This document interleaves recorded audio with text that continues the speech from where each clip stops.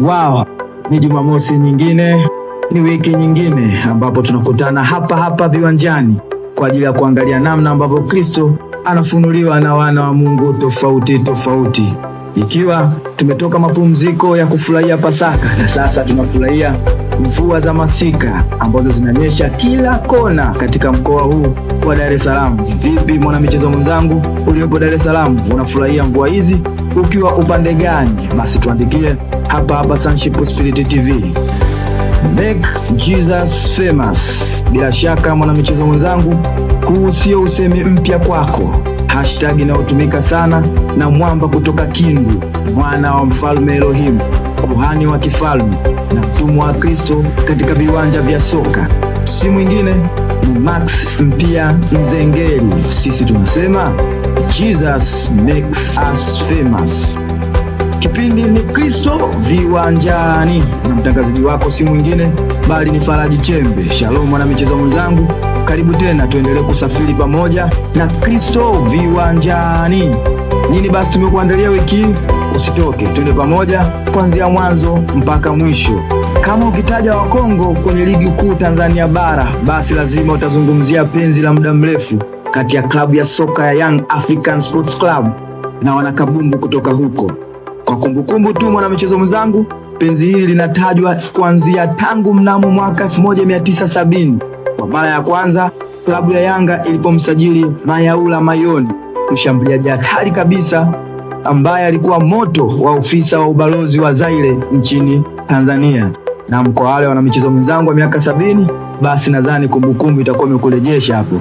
Namkumbuka mshambuliaji huyo ambaye alikuwa ni hatari sana. Mapenzi hayo yalizidi kuimarishwa mnamo mwaka 1974 Yanga walipoamua kuikabidhi klabu kwa kocha Tambwe Lea kutoka Kongo DR. Kocha ambaye aliporejea kwa mara ya pili miaka 1990 alishusha chuma haswa kilichotamba hasa katika ligi za Ulaya.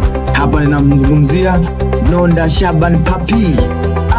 Ama kweli kama ingekuwa ni raha, basi tungesema ni lile linalosemwa kwenye Zaburi ya 34:8, onjeni muone ya kuwa Bwana yu mwema. Wanajangwani walionja hasa raha ya kuwa mashabiki katika klabu iliyomsajili mchezaji bora kabisa kama huyo.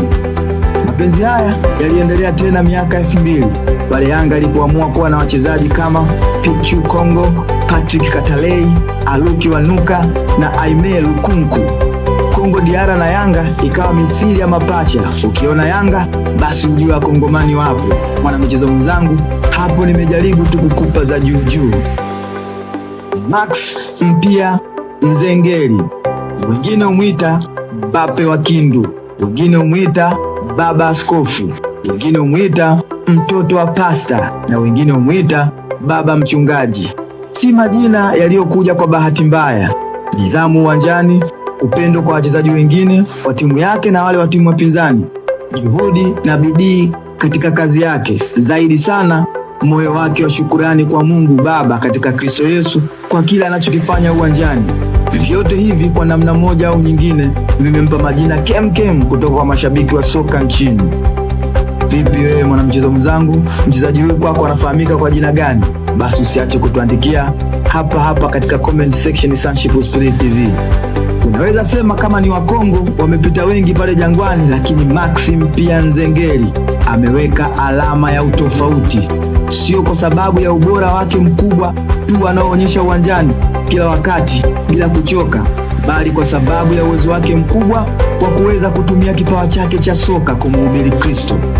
Taja takwimu zozote kumhusu Maxi, kama takwimu hizo hazijamgusa Kristo, kwa Maxi hizo takwimu si kitu. Kwake Kristo mwanzo, Kristo katikati, Kristo kuendelea kwake. Max Mpia Nzengeli ametuonyesha hasa maana ya neema ya Mungu kufanya kazi kwa ajili ya wana wa Mungu. Bora usioshuka tangu awasili ligi kuu ya Tanzania. Si shaka kwamba siri yake ni kumtangaza Kristo. Hakika ukijishughulisha na vya Kristo, kila kitu kinakuwa bora kwako.